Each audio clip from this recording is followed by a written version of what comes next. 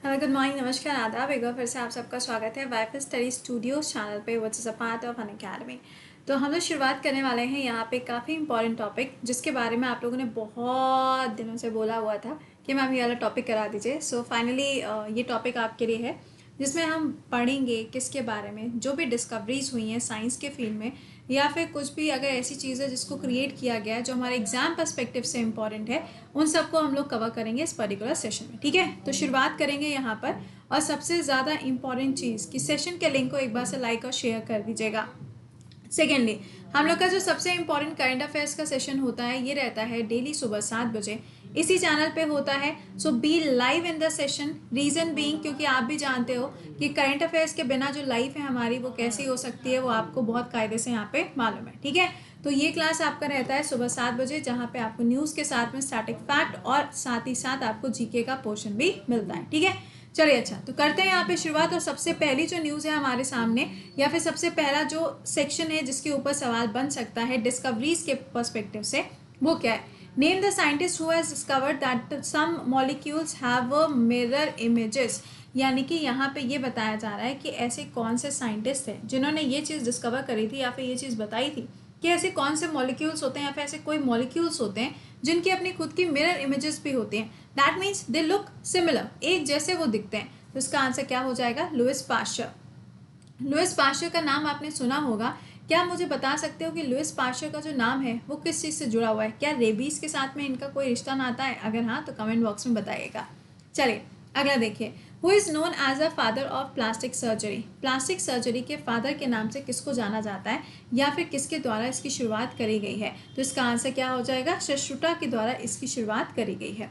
अगला, who invented the safety brake which stop the elevator from crashing. Elevators आपने देखे होंगे, कई बार क्या होता है कि उसमें क्या होता है, सेफ्टी ब्रेक्स लगाए जाते हैं ताकि वो कहीं पे जाके लड़ ना जाए। तो क्वेश्चन आपसे ये कह रहा है कि इसको इन्वेंट किसके द्वारा किया गया है? तो इसका आंसर क्या बनेगा? एलिशा ओटिस के द्वारा इसको डिस्कवर किया गया। अब आप सोच रहे हो कि क्या मैम ऐसे क्वेश्चंस भी आते हैं? पेपर उठा के देख लीजिएगा, डिस्कवरीज और डिस्कवरर के ऊपर ऐसे ही सवाल आपसे पूछे गए, इसीलिए आपको ये क्वेश्चंस कराए जा रहे हैं। अगला, the father of white revolution. अब रिवॉल्यूशन का मतलब क्या है? जैसे कि पिंक रिवॉल्यूशन है, वाइट रिवॉल्यूशन है, या आपका ब्लैक रिवॉल्यूशन है। अलग अलग तरीके के अलग अलग कलर्स यहाँ पर डिनोट करते हैं किसी ना किसी चीज़ को। जैसे कि ब्लू रिवॉल्यूशन, अब ये कहता है किसके बारे में? ओशन की स्टडी के बारे में, और ओशन के अंदर जो रिसोर्सेज हैं उनके बारे में बात करता है। तो रिवॉल्यूशन का मतलब क्या हो गया? किसी भी तरीके का चेंज, किसी भी चीज़ के अंदर क्रांति लेके आना। लेकिन वाइट का मतलब क्या है? अब ऑब्वियस है, ये क्या हो जाएगा? मिल्क के बारे में बात कर रहा है। तो आपने अभी देखा था लेटेस्ट में, मैंने आपको पढ़ाया था 1 जून को, क्या था?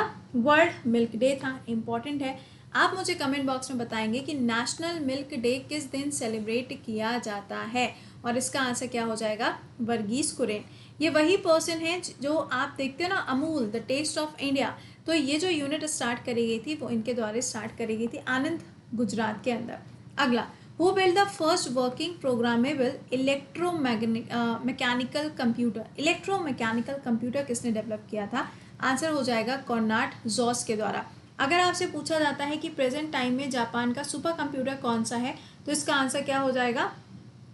आप बताओगे, हम तो कितनी बार बता चुके हैं। Now it's your turn. ठीक है, इंडिया का बता देते हैं। इंडिया का कौन सा है? परम 1000 है।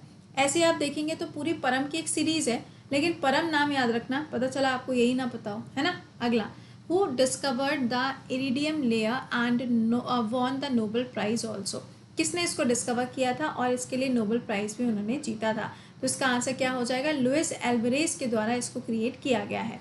अगला, the father of neuroscience. Neuroscience के अंदर अगर हम जनक की बात करें, अगर हम फादर की बात करते हैं, तो आंसर क्या हो जाएगा? Santiago Cajal is the right answer. Neuroscience हो या फिर आप देखो साइंस के फील्ड में कैसे भी क्वेश्चंस क्यों ना हो, कई बार ऐसा होता है कि बहुत ही इजी पूछ लिए जाते हैं जो हमने शायद बचपन में पढ़े होते हैं। तो एक बारी से ना उनको भी रिवाइज जरूर कर लीजिएगा। अगला, who invented the coffee filter. अब जो कॉफ़ी फिल्टर होता है ना, वो किसने इन्वेंट किया? तो इसका आंसर क्या बनेगा? यहाँ पे मेलेटा बेंजेट के द्वारा इसको डिस्कवर किया गया। अगला क्या है? टीबी की जो एंटीबायोटिक्स है, इसको किसके द्वारा डेवलप किया गया है? तो टीबी के अंदर आपको मालूम ही है कि इंडिया ने यहाँ पर अपना खुद का टारगेट फिक्स किया हुआ है 2025 का, कि 2025 तक हम क्या करेंगे, इसको पूरी तरीके से ख़त्म कर देंगे। तो सवाल में आपसे ये कहा जा रहा है कि ये बताइए इसकी डिस्कवरी किसने करी है। तो इसका आंसर क्या हो जाएगा, सेलमैन वॉक्समैन के द्वारा की गई है। अगला, ऑटोमेटिक कैलकुलेटर किसने इन्वेंट किया है। तो इसका करेक्ट आंसर क्या हो जाएगा, विल्हेम सिशगार्ड के द्वारा इसको डेवलप किया गया है। ये तो चलो अच्छी बात है कि कैलकुलेटर वगैरह हमारे जीवन में है, वरना हमारी तो मैथ्स और भी ज़्यादा बुरी हो जाती। खैर, अगला, एटम बॉम्ब इन्वेंटेड बाय, अब ये किसने इन्वेंट किया है, ये तो हलवा टाइप का क्वेश्चन है ना। तो इसका आंसर क्या हो जाएगा, लुइस रॉबर्ट के द्वारा इसको क्रिएट किया गया है।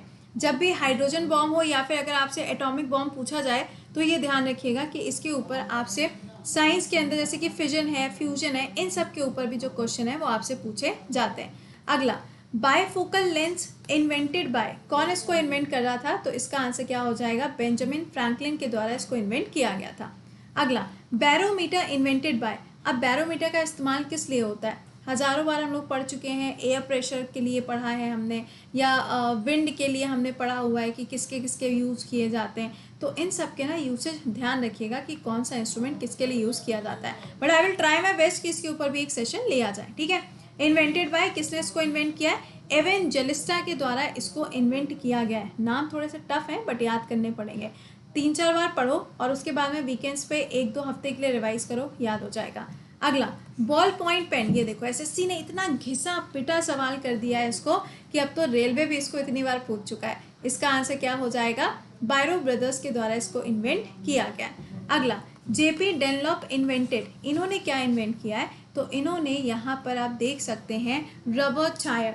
रबर टायर आपको मालूम ही है जैसे कि क्या होता है, हमने अभी बात करी थी कि एक ऐसा रबर ट्री क्रिएट किया गया है जो कि क्या है, जेनेटिकली मॉडिफाइड था, कुछ ऐसा सा याद आ रहा है। उसी तरीके से यहाँ पे रबर टायर जो है वो इनके द्वारा डेवलप किया गया।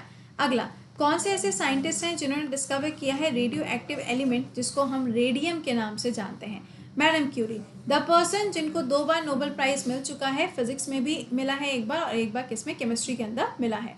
अगला देखिएगा, name of the Caltech seismologist who created या फिर who invented the scale use to measure the magnitude of the earthquake.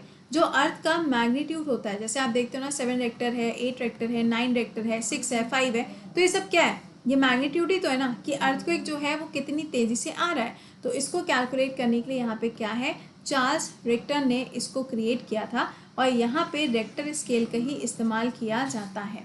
अगला देखिएगा, व्हाट गैलीलियो डिस्कवर्ड, गैलीलियो ने किस चीज़ की डिस्कवरी करी थी। तो इसका आंसर क्या हो जाएगा, थर्मामीटर की।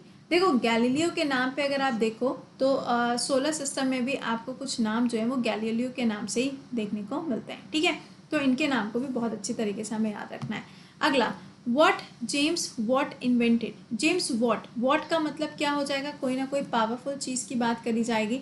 तो पावरफुल चीज़ क्या हो जाएगी, इंजन हो जाएगी। तो इन्होंने किस चीज़ को इन्वेंट किया था, इन्होंने इन्वेंट किया था स्टीम इंजन को। अगला, who invented the jet engine, jet engine किसने इन्वेंट किया था। तो आंसर हो जाएगा सर फ्रैंक व्हिटले के द्वारा या फिर व्हिटले अंकल के द्वारा इसको बनाया गया था। अब देखो जेट इंजन पूछा जाएगा और उसमें अगर आपको ऑप्शन में दोनों नाम दिए होंगे, दोनों नाम से मेरा मतलब है यहाँ पर कि अगर आपसे यहाँ पे पूछा जाता है इसके साथ में, तो ये ध्यान रखिएगा ये स्टीम इंजन की बात हो रही है और यहाँ पे जेट इंजन की बात हो रही है, दोनों में डिफरेंस है। अगला, गन पाउडर, अरे यार गन पाउडर तो यहाँ पे आप जानते ही हैं कि गन पाउडर जो है वो सबसे पहली बार आपने देखा होगा कि काफ़ी सारे ऐसे मुग़ल एम्पायर रही हैं या फिर मुग़ल साम्राज्य के अंदर आपने देखा होगा कि गन पाउडर का यूज़ काफ़ी ज़्यादा किया गया था। इसका आंसर क्या होगा, रोगर बैकन के द्वारा इसको क्रिएट या इसको इन्वेंट किया गया था। अगला, who was the first American female to patent her invention a method of weaving straw with the silk, यानी कि क्या है कि जो स्ट्रॉ होता है ना उसकी सहायता से क्या करना है, सिल्क को निकालना है। वेविंग का मतलब क्या होता है, किसी भी चीज़ को निकालना या अलग करना। इसका मतलब क्या हो जाएगा, मैरी कीज के द्वारा ये काम किया गया। अगला, हु इन्वेंटेड ग्रामाफोन, ग्रामाफोन आपने देखे होंगे, आजकल के टाइम में तो बहुत रेयर केस में दिखते हैं, लेकिन फिर भी आपने ग्रैंड ममा और ग्रैंड पा के टाइम पे ग्रामाफोन्स देखे होंगे। तो इसको इन्वेंट किसने किया था, थॉमस अल्वा एडिसन के द्वारा इसको डेवलप किया गया था। Big bang theory, very very very crucial question. Big bang theory देखो क्या बताती है, ये हमारे सोलर सिस्टम, हमारे यूनिवर्स के बारे में बताती है। जब हम सोलर सिस्टम की बात करते हैं तो सोलर सिस्टम के अंदर इतने सारे आपको प्लैनेट्स देखने को मिलते हैं या आपको स्टार्स वगैरह देखने को मिलते हैं। तो इन सब का जो कॉन्सेप्ट है वो यहाँ पे बिग बैंग थ्योरी के अंदर बताया गया है। ये थ्योरी अगर आप देखोगे तो इसके लिए कौन से वाले यहाँ पर इंग्लिश फिजिसिस्ट हैं जो रिस्पॉन्सिबल माने जाते हैं, तो जॉर्ज गैमोव है। क्या आप मुझे ये बताओगे कि ये थ्योरी दी किसने है? मेरे को नहीं पता, तुम बताओगे कि ये थ्योरी किसने दी है, कमेंट बॉक्स में आंसर करना, क्योंकि मैं आपको हज़ारों बार पढ़ा चुकी हूँ और जब मैंने प्रीवियस ईयर पेपर्स भी कराए थे तो वहाँ पे भी मैंने आपको ये चीज़ पढ़ाई थी। अगला, who has a explosive idea and form the dynamite. Dynamite बनाने वाले जो व्यक्ति थे उन्हीं के नाम पे आज के टाइम में क्या है, नोबेल प्राइजेस दिए जाते हैं। नोबेल प्राइजेस वैसे तो 6 कैटेगरी में जाते हैं, लेकिन जो नई वाली कैटेगरी है जो इसका हिस्सा बनी है दैट इज़ इकोनॉमिक्स। पहले इकोनॉमिक्स के फील्ड में ये अवार्ड नहीं दिया जाता था। नोबेल प्राइजेस जो है 1901 से इसकी शुरुआत होती है। एंड सबसे इम्पॉर्टेंट कि ये जो अवार्ड्स हैं इसमें आपको ये भी मालूम होना चाहिए कि ये अवार्ड में से सारे अवार्ड जो हैं वो तो जाते हैं कहाँ से, हमारे स्वीडन से यानी कि स्टॉकहोम से, लेकिन इसमें से एक खिताब ऐसा है जो हमेशा कौन देता है, ओस्लो देता है, दैट मीन्स नॉर्वे के द्वारा दिया जाता है। वो कौन सा हो जाएगा, पीस अवार्ड है। कौन सा, पीस अवार्ड। अभी लास्ट में किसको मिला है, वर्ल्ड फूड प्रोग्राम को दिया गया है और नेक्स्ट वाले के लिए काफ़ी सारे नॉमिनेशंस कर दिए गए। ठीक है, तो मैंने आपको मैक्सिमम डिस्कवरीज वगैरह पढ़ा दी हैं। अब एक क्लास और लेंगे डिस्कवरीज के ऊपर जिसमें आपको और जैसे कि वैक्सीन्स हैं या कोई मेडिसिन हैं, इनकी जो फॉर्मेशन है उनके बारे में भी आपको पढ़ा देंगे। ठीक है, अब आपसे मुलाकात करेंगे 7 बजे के सेशन में। एक बार सेशन के लिंक को लाइक और शेयर मारिएगा और अगर आपने अभी तक पेड बैच ज्वाइन नहीं किया है तो पेड बैच आप ज्वाइन कर सकते हैं। 30 तारीख से नया बैच स्टार्ट ऑलरेडी हो चुका है। एसएससी एग्ज़ाम की तैयारी कर रहे हो या किसी भी एग्ज़ाम की तैयारी कर रहे हो, आप इसको ज्वाइन कर सकते हो। इसमें मैंने अभी साइंस पढ़ाना स्टार्ट किया है, बिल्कुल बेसिक से आपका बैच शुरू हो चुका है। और इसमें देखो प्राइस हाइक के चांसेस तो ज़्यादा होते ही हैं, लेकिन इस बार संडे को आपका टेस्ट रहेगा तो इसको ज्वाइन करना मत भूलिएगा। दोपहर में 12 बजे कोड रहेगा कृति10 और पेड बैच के लिए भी सेम कोड है एंड इसके लिए भी आपको सेम कोड यूज़ करना है। ठीक है, चलो मिलते हैं 7 बजे। टिल देन खुश रहिए, मुस्कुराते रहिए, bye bye and take care.